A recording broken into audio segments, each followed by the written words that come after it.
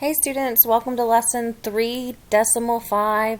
Today we're looking at relative frequency two-way tables. So this looks similar to what we were doing before. The only new thing is we now have this word relative in the front. So we're not just talking about frequency tables, frequency two-way tables. We're talking about relative frequency two-way tables. So let's take a look at what this means. All right, on your notes, go ahead and fill in these definitions and locate them on your paper.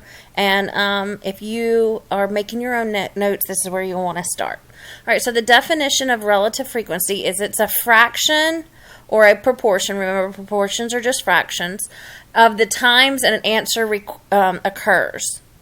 So how do we find it? How do we find this fraction of how many times that it occurs? We divide the number in a box by the total of that row or of that column or of the entire table. So we're going to be making fractions out of the values found in the two-way table and turning them into fractions into a percentage. So you will need your calculator for this lesson. If you don't have your calculator with you, you definitely want to go grab it and have it handy because we're going to be using it a lot for this lesson. All right, so let's look at what we already know. So in this problem, it says determine the relative frequency. So of the students who ride the bus and eat school breakfast. So now we're not just telling what is the frequency of that happening, as in one number. Now we're saying of the students who ride the bus. So that first statement of the students who ride the bus tells us what our denominator is going to be. So since it says of the students who ride the bus, our denominator is how many students ride the bus? 28. So that 28 is our denominator for our fraction. So out of these 28, how many eat school breakfast? So the second part of this sentence is your numerator. So we're looking at these 28 that ride the bus. The ride the bus is a column. How many of these eat school breakfast? And that would be 16.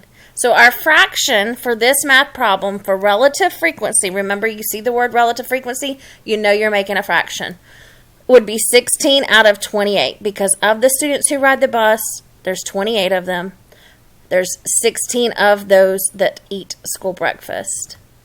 So then we make our fraction, 16 over 28. And here it is simplified, 4/7. And you turn a fraction into a decimal by dividing. And remember, we do top dog in the house. So that's why the 4 is inside the division sign. And 7 goes into 4. Approximately 0.57 is what you should get. It's probably going to be a repeating decimal or something. That's why it says approximately. And then we can round that to the nearest whole percent by saying that's 57%. So I can show you on my calculator now 16 divided by 28 and how to do that. You'll hit the button for N over D, okay? And then you're going to put 16, arrow down, 28, and hit the enter button. And that gives me the 4/7. Now, I want this in decimal form because we're doing percentage. So you're going to hit these two arrows just above the enter symbol. All right, there's an arrow pointing left and an arrow pointing right. It's below the plus sign, above the enter symbol. You hit that and it gives you as a decimal. 4/7 as a decimal is 0.57. And then we know that we turn any decimal into a percentage by moving the decimal place 2 places to the right. And this 1 tells this to stay, so that's how they got 57%. All right, so that's the answer for the first question. Let's do some more.